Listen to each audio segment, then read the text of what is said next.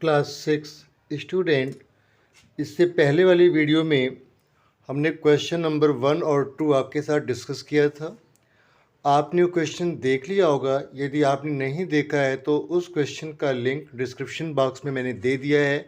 आप वहां से क्लिक करके उन क्वेश्चन की भी स्टडी कर सकते हैं।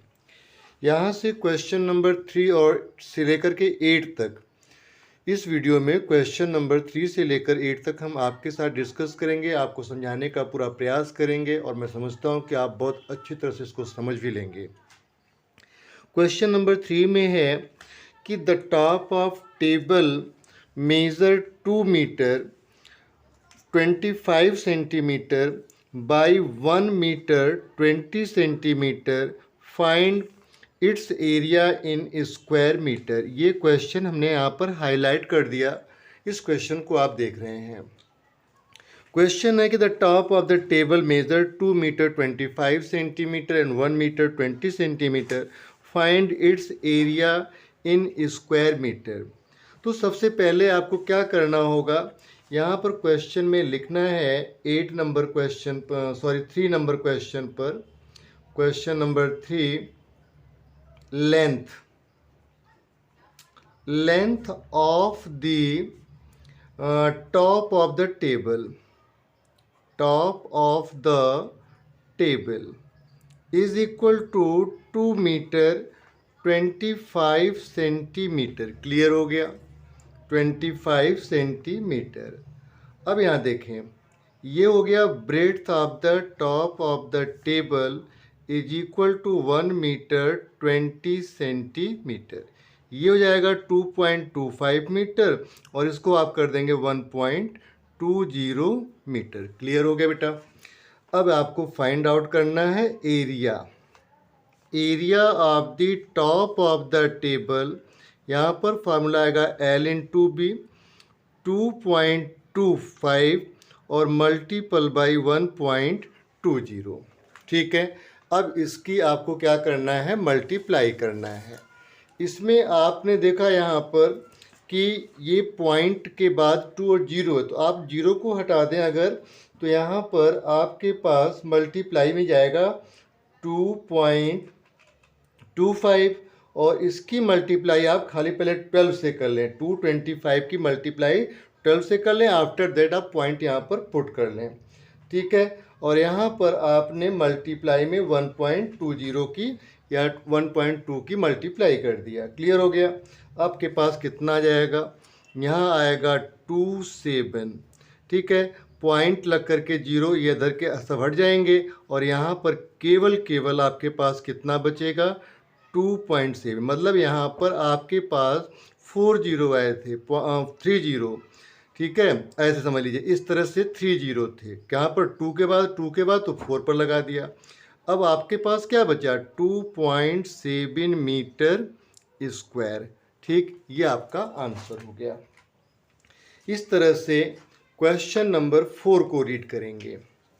क्वेश्चन नंबर 4 पर है कि a carpet is 30 metre 75 centimetre long and 80 centimetre wide.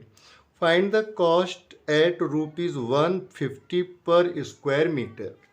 तो क्वेश्चन में बेटा आपको 4 नंबर पर यहाँ नोट डाउन करना है कि length of the carpet, the length of the carpet is equal to कितना है, 30 मीटर 75 सेंटीमीटर।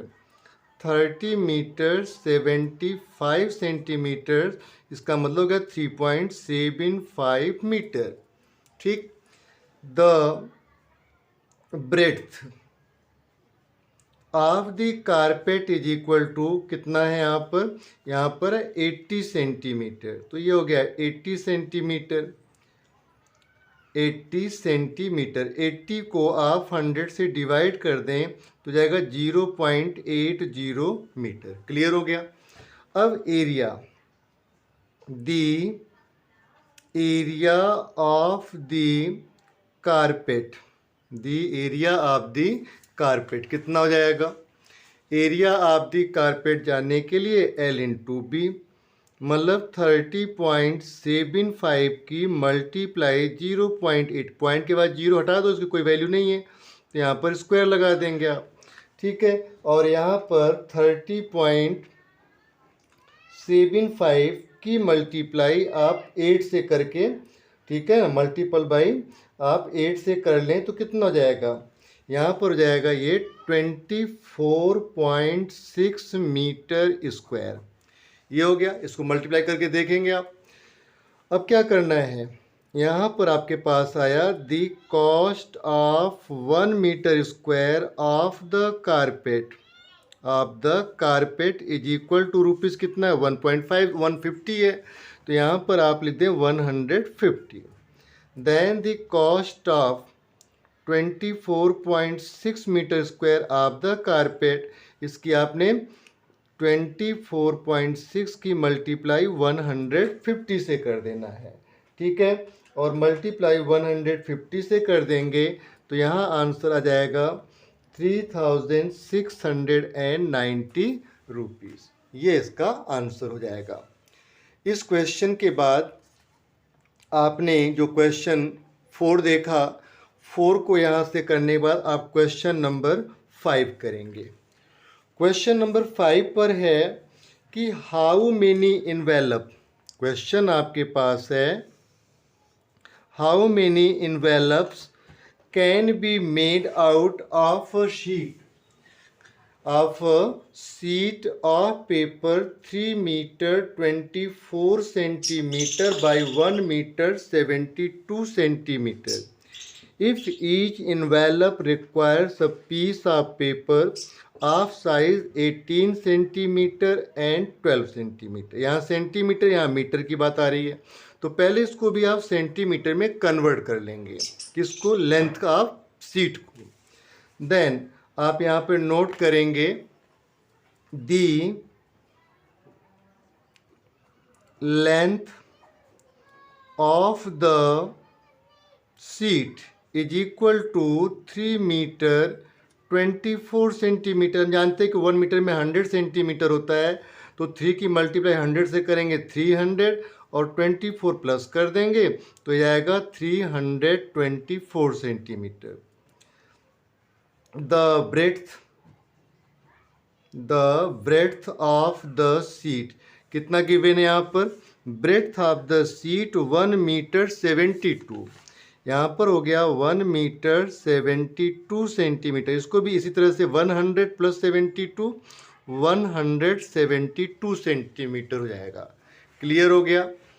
अब इस क्वेश्चन में आगे क्या कर रहे हैं कि यहाँ पर जो एरिया ऑफ द शीट होगा, पहले ये फाइंड कर लो, area of the sheet, area of the sheet के लिए L/B हो जाएगा। Then 324 multiple by 172 centimetre square हो गया। अब आ जाइए, length of sheet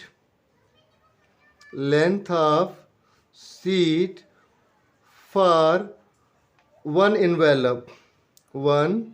envelope is equal to कितना गिवन है यहाँ पर, 18 सेंटीमीटर, तो ये आएगा 18 सेंटीमीटर। इसके बाद आपको breadth of sheet for 1 envelope, और वो गिवन है आपको 12 सेंटीमीटर। ठीक है ना, ये गिवन है यहाँ पर 12 सेंटीमीटर। अब आप क्या करेंगे, area of sheet for 1 envelope, ये भी L/B होगा, तो 18 की मल्टीप्लाई 12 से करेंगे, आ गया। अब यहाँ से ये पूछा है कि हाउ मेनी इनवेलप्स, मतलब नंबर ऑफ इनवेलप्स क्या होंगे, तो नंबर ऑफ इनवेलप्स, ठीक है, is equal to area of sheet for divide by area of sheet for 1 envelope, right. Area of sheet कितनी है, यहाँ पर गिवन है आपको 324 multiple by 172 divide by 18 into 12, ठीक है ना। इसकी मल्टीप्लाई नहीं करना है कि मल्टीप्लाई करने से बहुत बड़ा नंबर बन जाएगा, फिर डिवाइड करने में प्रॉब्लम होगी। आप इसको इसी फॉर्म में रख दें ऊपर और इसको डिवाइड करें।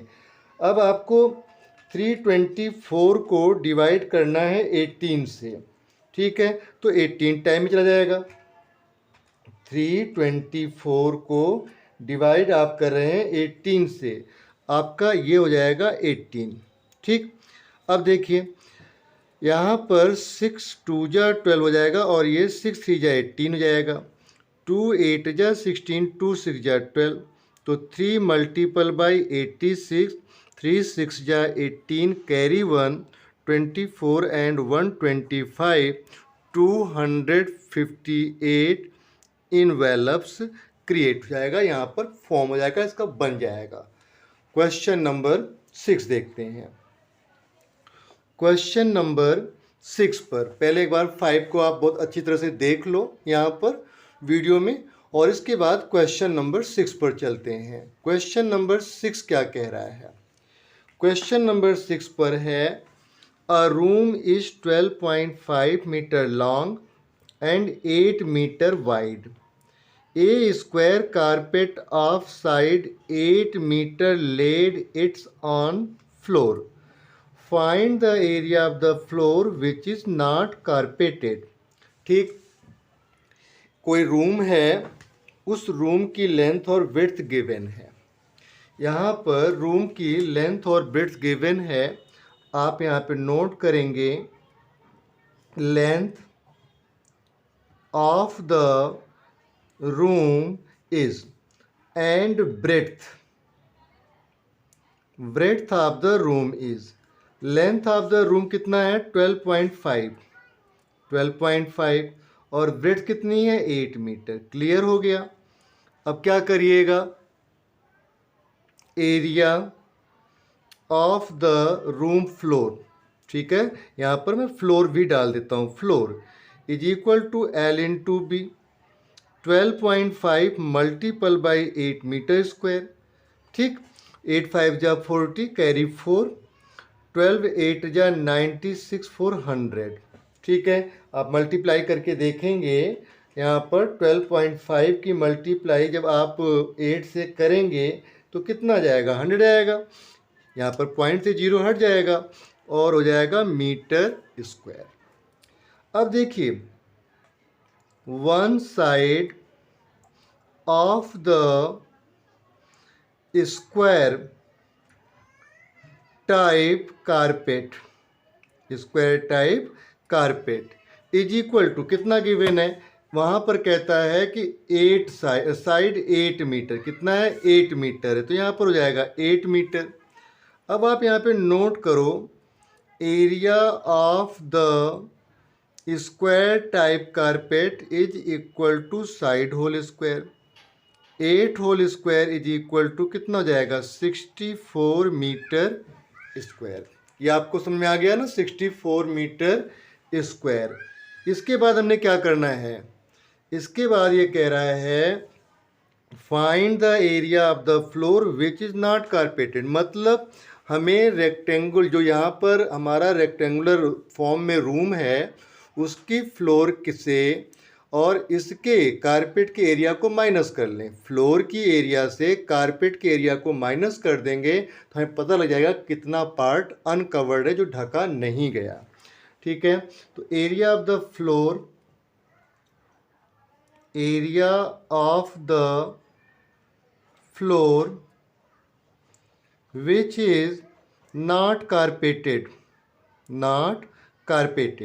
is equal to rooms area is equal to rooms area minus carpet area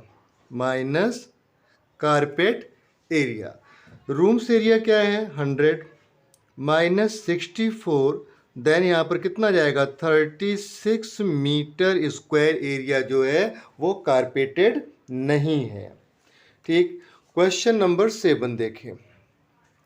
question number 7 में है कि a lane 150 metre long 9 metre wide is to be paved with brick. इसको पेव माने इसके ऊपर ब्रिक लगाया गया, ढका गया। ईच मेजरिंग, और एक ब्रिक जो है 22.5 सेंटीमीटर बाई 7.5 सेंटीमीटर है। हमें ये कहना है कि find the number of brick required. इसमें जो ब्रिक लगा है उस ब्रिक का कितना नंबर होगा, मतलब कितने ईंटें लगी हैं यहाँ पर, इस तरह से इसको फाइंड करना है। तो क्वेश्चन नंबर हम चलेंगे 7 पर। क्वेश्चन नंबर 7 पर कह रहा है यहाँ पर कि length of the length of the lane is equal to how much, length of the lane is equal to 150 metre. तो यहाँ पर आपने लिख दिया 150 मीटर। क्लियर हो गया बेटा। अब देखिए क्या करना है यहाँ पर, फिर कहता है width of the lane is equal to 9 metre. ये हो गया 9 मीटर। अब आपको करना क्या है, इसका एरिया फाइंड कर लो। उस लेन की एरिया क्या होगी, L into B, that is 150 multiple by 9 metre square. ठीक। एरिया ऑफ अ ब्रिक, ठीक, एक ईंट की एरिया कितनी आ रही है, वहाँ पर हो रहा है 22.5 मल्टीपल बाई, ठीक है, मल्टीपल बाई 7.5 सेंटीमीटर। देखिए ये मीटर में है, इसको आप 150 में 100 से कर दो तो ये आ जाएगा 15, ठीक है, ये आ जाएगा 150 का 15,000 हो जाएगा, और 9 मीटर कर दे तो ये 900 सेंटीमीटर जाएगा। अब क्या करो, यहाँ पर इसको 15000 कर लो, इसको 900 कर दो, इसको 900, ये हो गया 15,000 और मल्टीपल बाई 900 सेंटीमीटर स्क्वायर कर लीजिए। क्लियर हो गया। अब ये 22 पॉइंट, ये हो गया सेंटीमीटर, से दोनों यूनिट हमारी एक से हो गई। अब आपको पूछा गया कि नंबर ऑफ